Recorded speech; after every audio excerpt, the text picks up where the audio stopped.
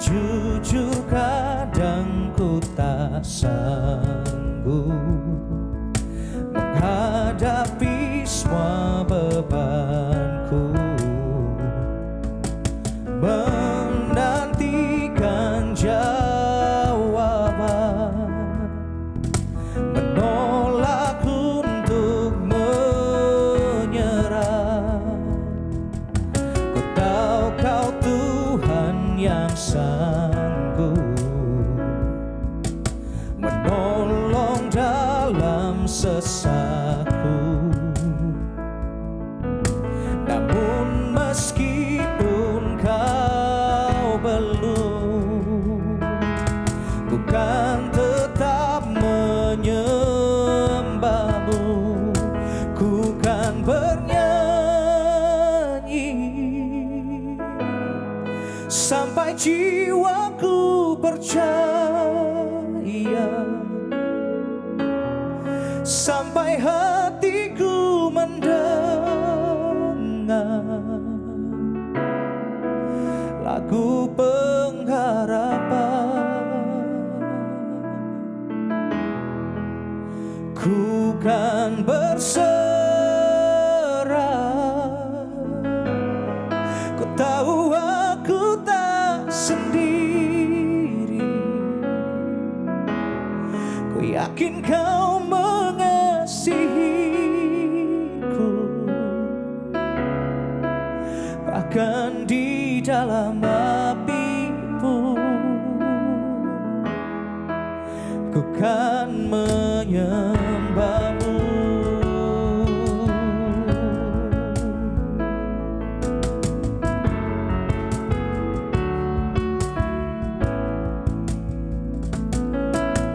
Jujur kadang aku lalai bersandar pada kekuatan-Mu. Dalam kelemahanku sempurnalah kuasa-Mu. Imanku memegang janji-Mu. Ku tahu Kau selalu bersamaku dalam setiap perkaraku.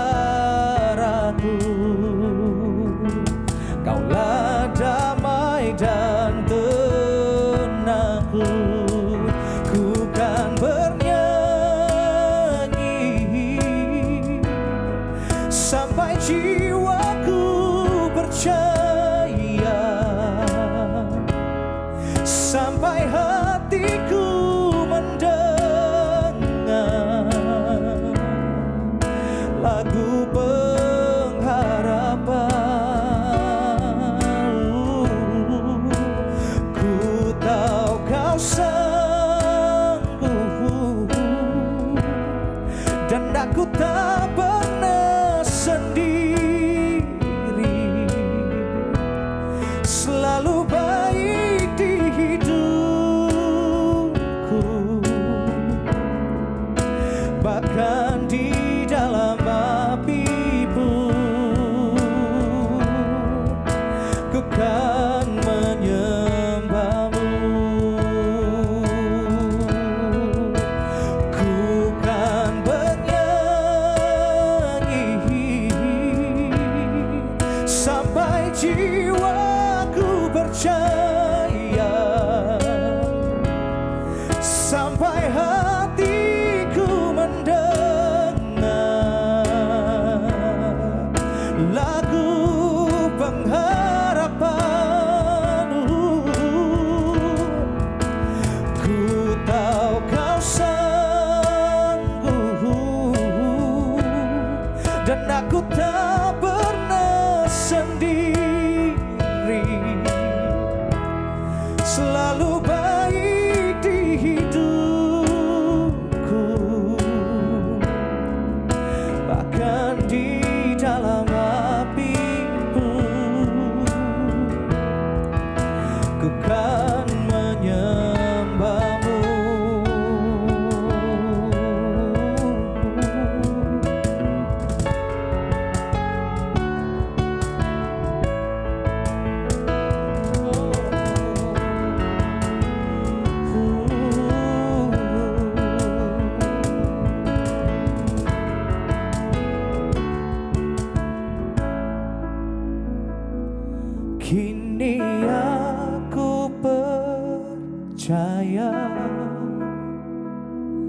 tiada yang mustahil bagimu.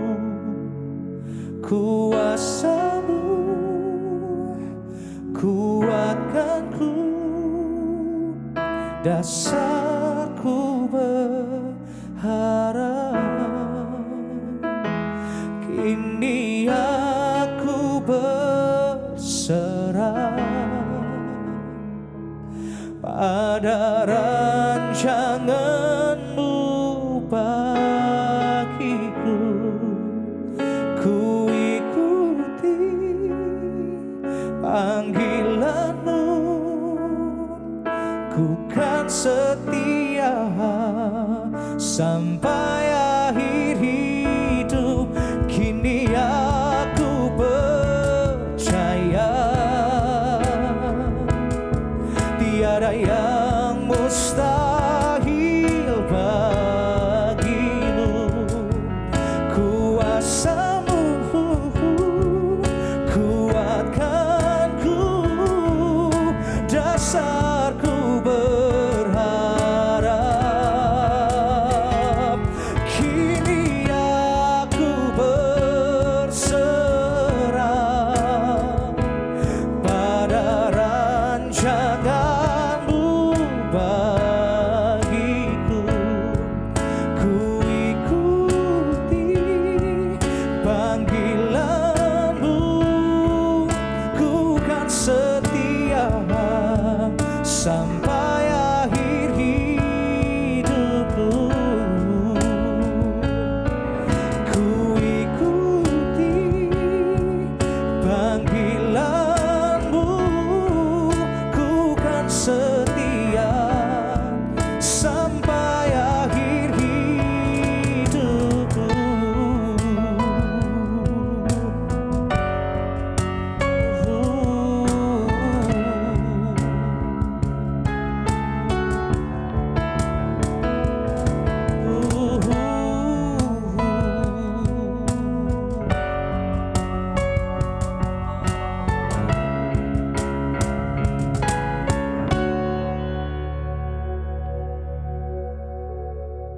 Shalom, para ladies, wanita terhormat, dan perempuan yang diberkati Tuhan. Puji Tuhan, kita masuk dalam satu program, yaitu tentang acara kita untuk khusus kaum ladies atau wanita terhormat, ya perempuan yang diberkati Tuhan, supaya hati kita, iman kita semakin meningkat.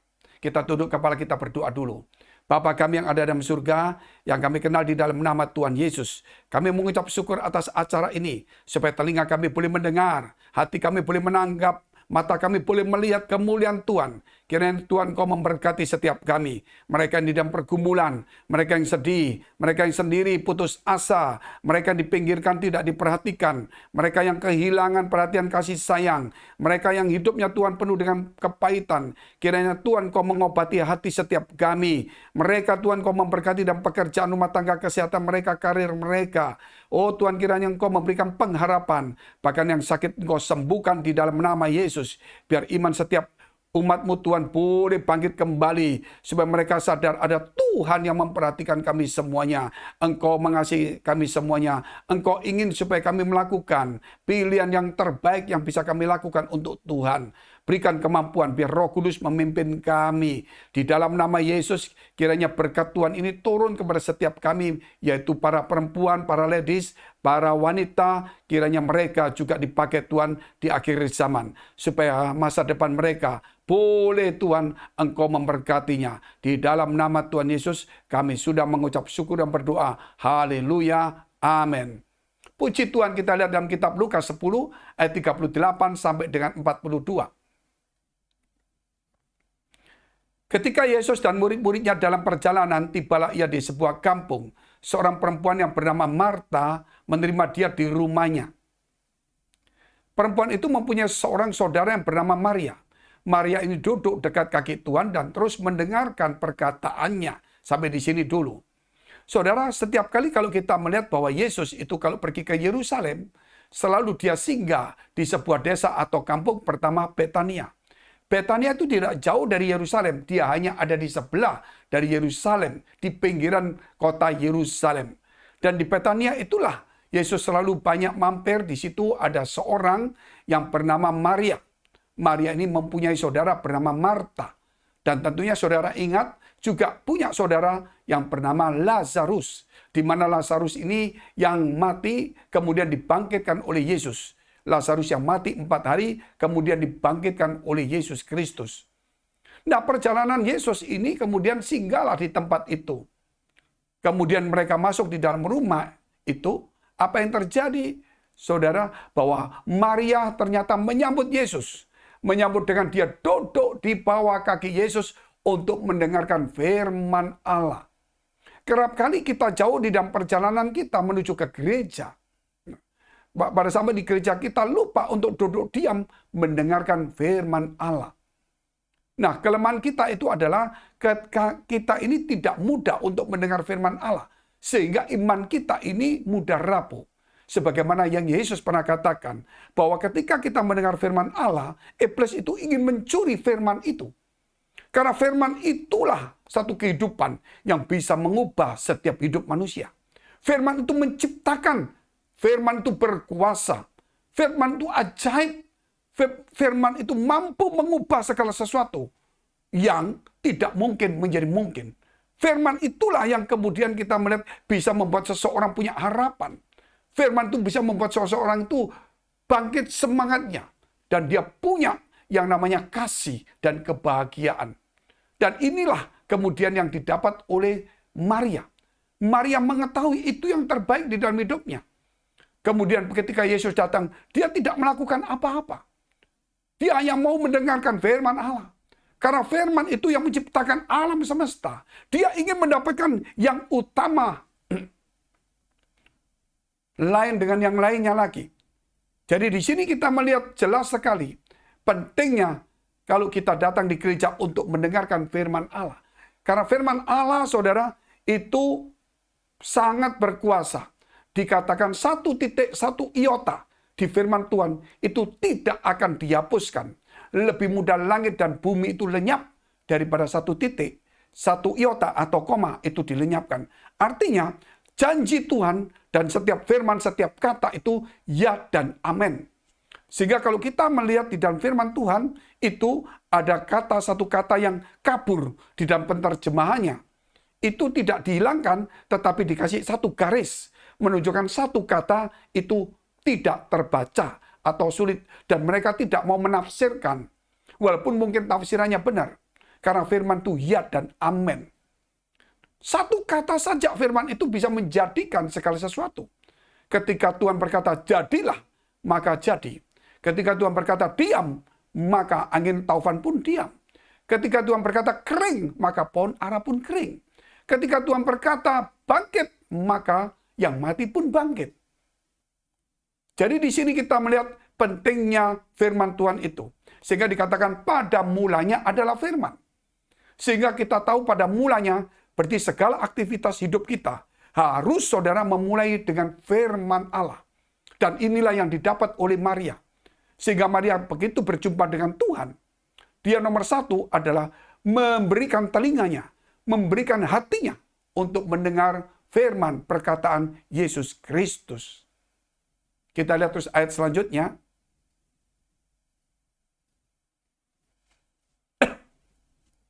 Sedang Marta sibuk sekali melayani, ia mendekati Yesus dan berkata, Tuhan, tidakkah engkau peduli bahwa saudaraku membiarkan aku melayani seorang diri? Suruhlah dia membantu aku.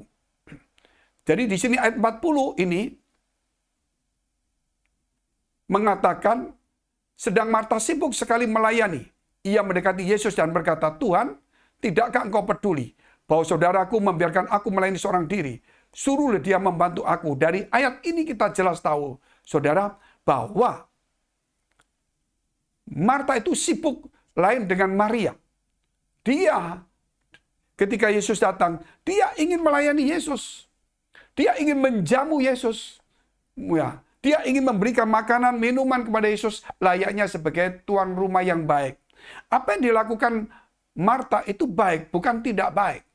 Tetapi itu bukan utama. Karena Yesus datang ke satu tempat bukan untuk mencari makan dan minum. Namun Yesus itu datang ke satu tempat Dia ingin memberitakan berita keselamatan. Lain dengan yang lain, saudara. Nah, Marta ini menyambutnya sebagai tamu. Sebagai sesuatu yang perlu dilayani. Tetapi Maria berbeda. Dia menyambutnya sebagai orang ya yang diutus oleh Allah. Sebagai orang yang memberikan kehidupan melalui firman-firman. Memberikan kesegaran jiwa. Tetapi Marta menganggapnya sebagai orang yang tamu yang terhormat. Ini perbedaannya. Kerap kali kita juga, saudara, menganggap Yesus di dalam doa kita mungkin sebagai tamu. Di dalam gereja kita menganggap Yesus sebagai tamu yang terhormat, kita perlakukan yang baik. Tapi kita lupa bahwa Yesus itu memberikan kepada kita satu kebahagiaan. Satu firman yang menyegarkan jiwa kita. Yang memberikan ketenangan dan arahan hidup. Sehingga kerap kali, saudara, sikap kita baik. Namun kita lupa, hidup kita tidak bisa menjadi berkat. Karena tidak ada sesuatu yang ada di dalam hidup kita. Yaitu firman yang hidup, yang mengubah setiap orang. Sehingga kemudian Marta mulai sibuk dan mulai berkata kepada Yesus, Guru, Tuhan, lihat itu. Maria, kenapa aku sampai sibuk sendiri? Kenapa dia cuma seperti itu? Suruh dia bantu aku. Nah, timbullah satu iri hati. Ketika kesibukan, saudara, itu bukan hal yang buruk. Itu baik. Karena kita bicara untuk menjamu orang. Tapi itu hati kita bisa terluka. Hati kita bisa iri. Hati kita bisa benci, bisa serakah. Namun ketika kita membaca firman Allah, hati kita bisa menjadi hati yang penuh kasih, hati yang sabar, hati yang murah hati, hati yang benar-benar tulus, tidak ada lagi iri hati. Nah, ini perbedaannya. Orang yang sibuk melayani, tapi dengan orang yang mendengar firman Allah.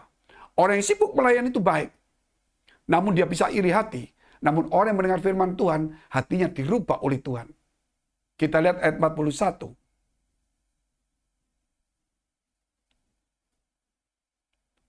Tetapi Tuhan menjawabnya, Marta, Marta, engkau khawatir dan menyusahkan diri dengan banyak perkara. 42. Tetapi hanya satu saja yang perlu.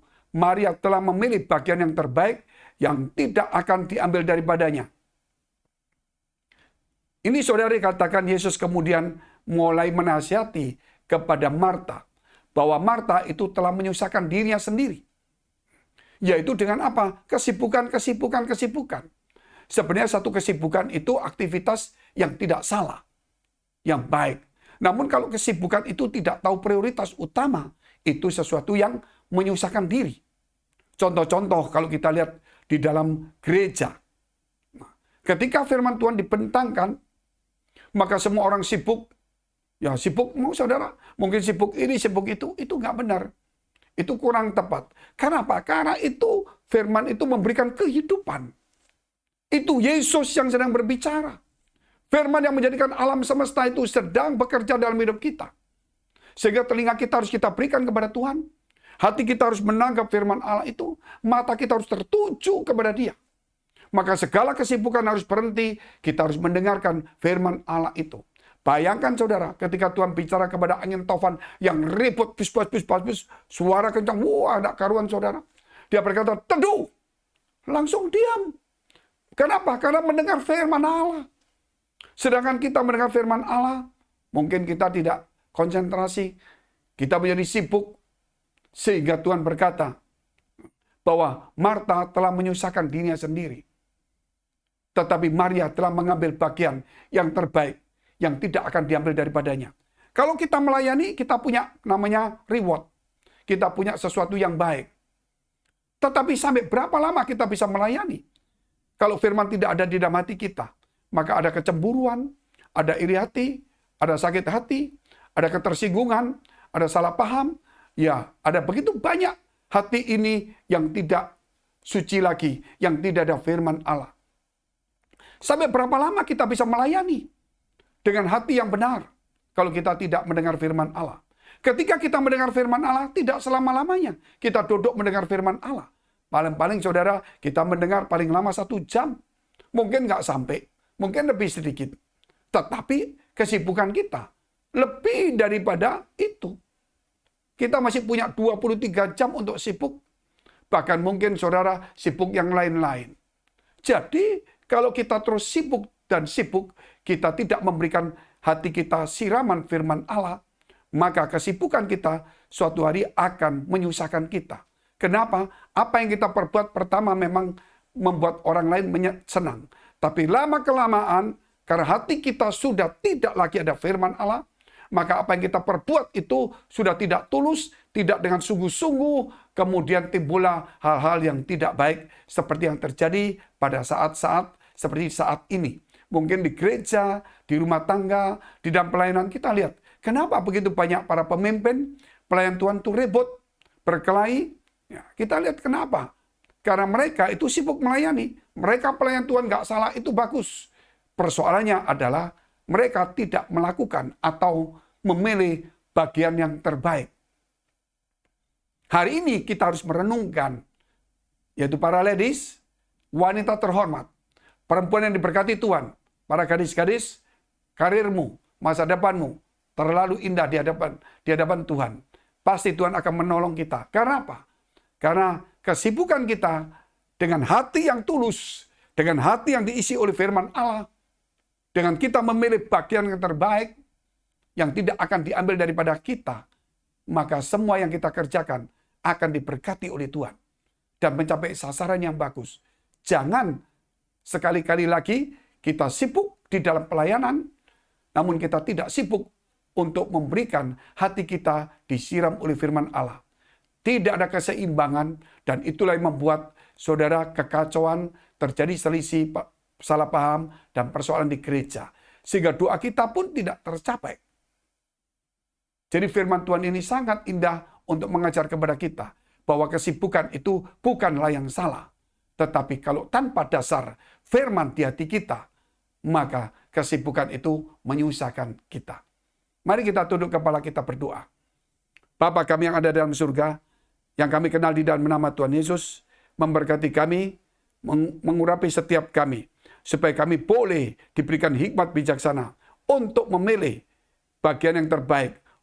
Terima kasih Tuhan, supaya setiap kami boleh memberikan hati kami diisi oleh firman Allah, supaya segala kesibukan, segala yang kami kerjakan, dasarnya adalah firman kasih dengan hati yang tulus dan bersih. Supaya kami tidak ada lagi iri, tidak ada pertengkaran, kebencian, tersinggung, salah paham. Kami mudah memaafkan, kami mudah berdamai, kami mudah untuk murah hati, kami mudah untuk melayani dengan baik. Di dalam nama Yesus, kami sudah mengucap syukur dan berdoa. Haleluya. Amin. Sampai jumpa. Tuhan Yesus memberkati.